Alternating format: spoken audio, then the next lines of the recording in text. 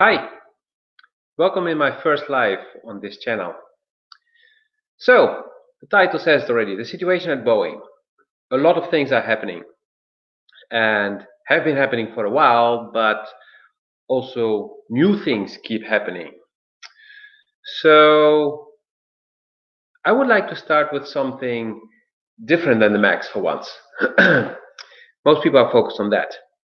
How about Boeing asks, let me get it on screen, asks for tax for the suspension of its tax subsidies because of the trade war.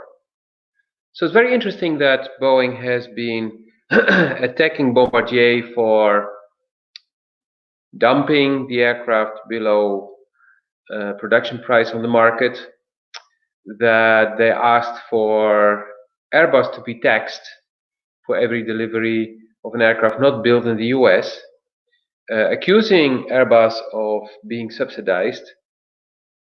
And then Boeing itself is finally admitting that it's getting subsidies. It was called tax exemptions and tax cuts here and there, and they were not paying any tax at all. But now suddenly they feel like, oh, this could really harm us. So we're really not selling much, and then if we would get also by the International Trade Organization a fine, like Airbus is getting now, a fine of multiple billion, then yeah, that would not be so nice. So basically, the cat is out of the bag, like they say. So that's one thing. Then we have something I believe is pushed by Boeing, which is that now the US administration wants to prohibit the sales of the CFM LEAP engine to China for the C919. Of course, it's a competitor of the 737 MAX, and it's a brand new aircraft, so it has to be more efficient. It has a wider body. It means more space for the passengers, just like the Airbus. I believe even more space than the Airbus. Or was it the Irkut? I don't remember. So it's interesting how all these things are happening now. Anyway, we'll just move on. You want to read it? You go to Flight Global and you'll find it. Or Flight International. No, Flight Global. Then there is the 777X. The 777X has had a difficult start, and it's not yet in the clear. We had the cargo door cracking and being blown off. We had the engines not being ready. There was some criticism about the wing test when it broke, although I don't have the details there. Generally, they do the testing until it breaks, even if they get to the level of pressure that they need to reach. They still want to know how strong did we actually make it, because for one reason it's a good PR. On the other hand, they may be able to save costs by making it less strong. If it's way too strong, then okay, we can cut costs, which is not per se a bad thing. I mean, as long as it doesn't break at that level and the new wing with less composite or less whatever they put inside it won't break after being tested again, it's fine. But also, it's not sure that they will be selling so many, because the number of orders have been really limited, and also limited to just a few carriers. I personally believe they should never have designed it the way they did it now. They should have designed a direct replacement for the 777-200 and the 300 ERs, not for the 300 ER and then a bigger one, because the market has changed. Point to point is the new system. It's not hub and spokes anymore. So the need for these super large aircraft is limited. That's also the reason why Airbus hasn't built an aircraft larger than the A350-1000. They could have extended that aircraft, but they didn't. They chose not to. Unless there would be really a big order coming, but it's not worth it. So it's not sure Boeing will actually make real money on the 777X program, because it's still investing around 5 billion, probably by the end of the launch. I mean, by the date of the launch, they will have reached 6, maybe even 7 billion, as the FAA is tightening up regulations for certification. And it may be so that when you design an aircraft, even if it's an update, you will need to apply by the new rules, by the new standards, and not apply by the standards of the 1990s when the aircraft was built and certified.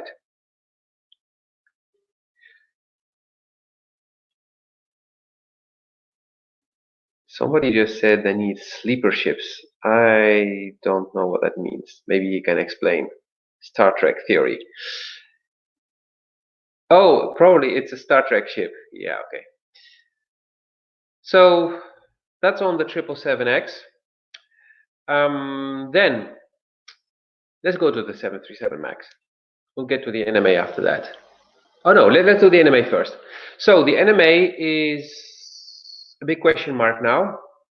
The engineers have been sent back to the drawing board, and the big question is, what will they do? Because they have the 737 MAX, they have the Embraer now, and then they have the 787-8.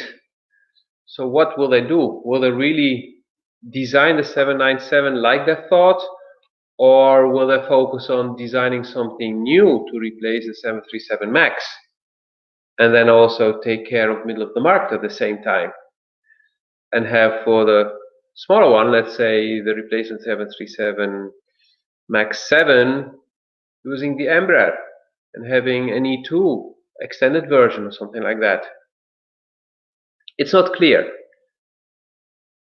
Anyway, Boeing is a little bit stuck in the wrong corner here. They have the 737 MAX, which is an old aircraft that is actually, yeah, not that good. Even if they say whatever they want to say, it's still not that good. Simulation training is almost 100% sure that it will be needed for pilots. So the big benefit of, yeah, you can just switch aircraft is gone, and there are not enough simulators, so good luck with that. And then they bought Embraer, but Embraer is already coming out with the E2. I'm not sure they can upgrade again to have an E3, where Airbus with the A220 can have an A220neo. So for the future, so let's say for the next 5 years, they are okay, but then they need to come up with something new. Time for a new version. Okay, 5 to 7 years, but you need to announce it 5 years from now. So there will be a challenge for Boeing again. There will be again the same situation as with the MAX. Like, okay, we need to make the E-Jet MAX. Yeah, right. I can see already people reacting to that. An E-Jet MAX. So they're stuck. Should they redesign the E-Jet completely and then redesign, I mean, a clean sheet 737-8 and upwards to cover the middle of the market as well? It's not clear. It's really not clear. It also depends on what Airbus will do. Airbus plans are basically by 2030, so in 10 years from now, to launch a replacement for the A320. Because then technology will have advanced enough to come with a really innovative aircraft.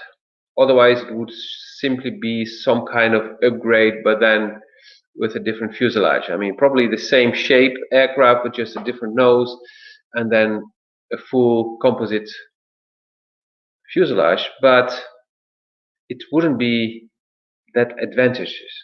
So Boeing is a little bit stuck. What to do? To build an aircraft that will be outdated within 10 years, like really outdated, because by then new technologies will be there and whatever Airbus is going to build will just crash the Boeing, and it means designing and building an aircraft starting today with the design, and by 2025, 27, if you're lucky, launching it. Let's say they're very fast, so by 2025 it's up in the air, and 5 years later, maybe 7 years later, Airbus comes with this brand new aircraft that is a revolution in the market.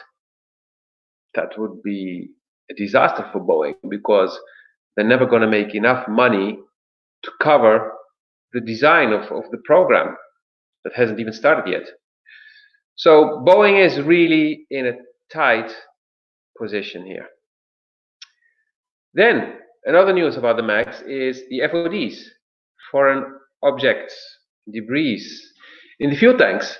And this is not just a MAX problem. This has also been mentioned regarding the 787.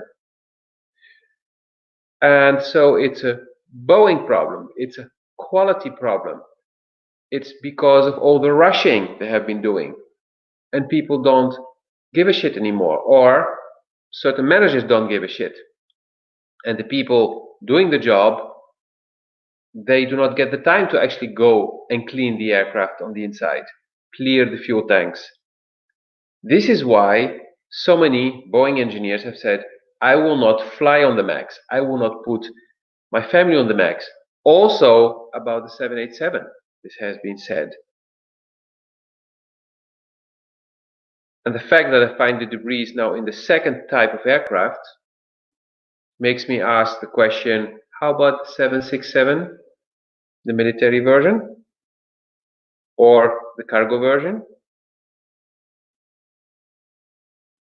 I really recommend, if you're owning one of them, to start inspecting them. Yeah, it will cost you a few days, but if you find the debris, you'll get your money back from Boeing. Don't worry. And that would be hard proof that Boeing has been fucking up big time, because all the focus was on keeping the shareholders happy by getting the stocks to grow and grow and go higher and higher, and not focusing on the real thing, which is quality, which is safety. So I don't feel bad for Boeing losing so much money now, because they've made illegally so much money, especially the shareholders, and the whole system is screwed. And that's what you see in general in business, that it's all structured so that the shareholders are happy. The shareholders make more money, get more dividend. The rest comes second or even third. And that's why so many companies end up by collapsing. And those shareholders who made all the money, they get out in time. So it's the other people like, hey, good shares, let's buy them. Let's gamble. And oh, we lost everything. This is also why entrepreneurship is growing. Why more people want to work with smaller companies, with entrepreneurs, because they trust them more. Because they're not corporations who are only focused on making money for a certain part of the company, or actually not even people working in the company, and treating the people badly, so you know that the quality will not be good. Anyway, so that's another Boeing problem. And what else did we have? Let me check my list, because I made a small list just to check. So we had the 777. Oh yeah, for the 737 MAX, we also have the wiring problem. And this could become a big problem for Boeing if the FAA decides, which would be really logical, that when a new version of aircraft is designed, they need to apply by the new standards, then they should adapt the wiring, for example.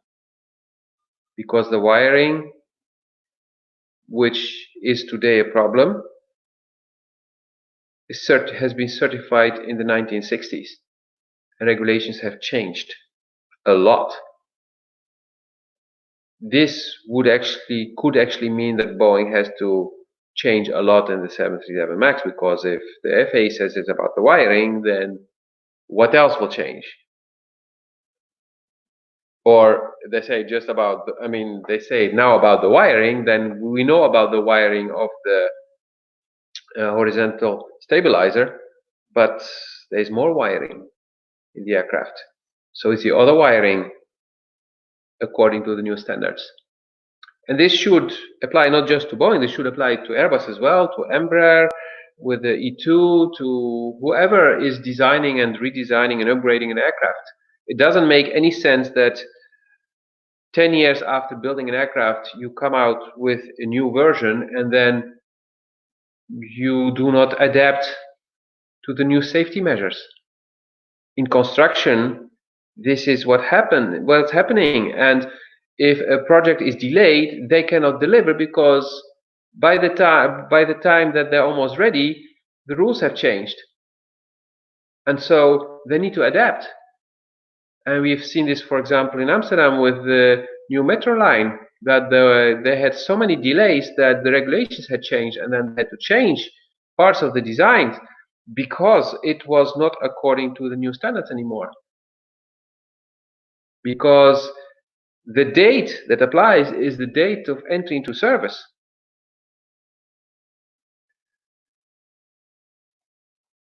So I'm curious what the FAA will do. If the FAA has the balls to actually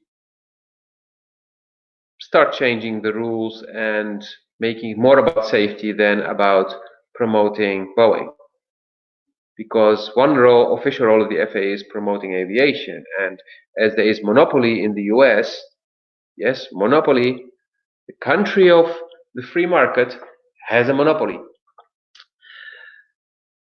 There's almost a monopoly in the whole American continent. They also bought Embraer. They just didn't manage to buy Bombardier. So the FAA should really split their tasks. Maybe the FAA should be split up by a small part doing the PR and promoting aviation if that's really needed. I don't think it's needed, but okay. But the main part should be focused on safety. Then,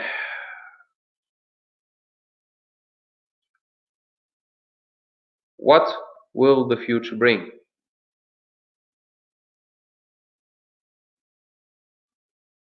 Will we see more problems for Boeing? Will we see more shit coming out? Will we see actually a criminal investigation leading to something? Meaning, will people really be held accountable? And I hope not like at what happened in Germany with Volkswagen, where a low-level engineer was blamed for tricking the testing computer in believing that the car was emitting less CO2, because in the end there's a higher management responsibility, and often the higher management is also really responsible for these people doing these things. So I don't know what was the reason why the Boeing management moved from Seattle to Chicago to be in a skyscraper there, because it led to worse management, worse communication, and also the mistakes that have been made and all the warning signs that have been ignored is because of bad management. So senior management should go to prison for manslaughter.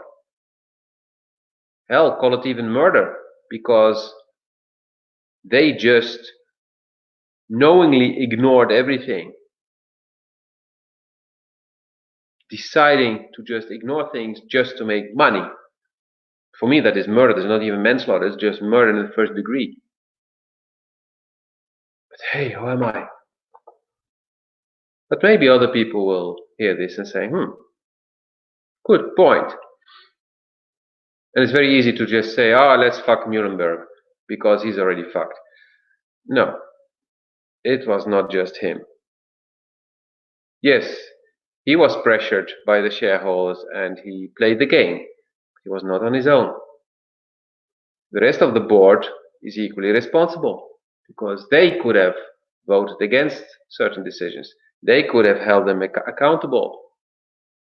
Or maybe they didn't hold accountable other people beneath them. They didn't bother to check things. They didn't bother to listen. They were just focusing on keeping the shareholders happy, on getting high salaries and getting nice bonuses, all the way in Chicago, where the real work was done on the West Coast, in Seattle.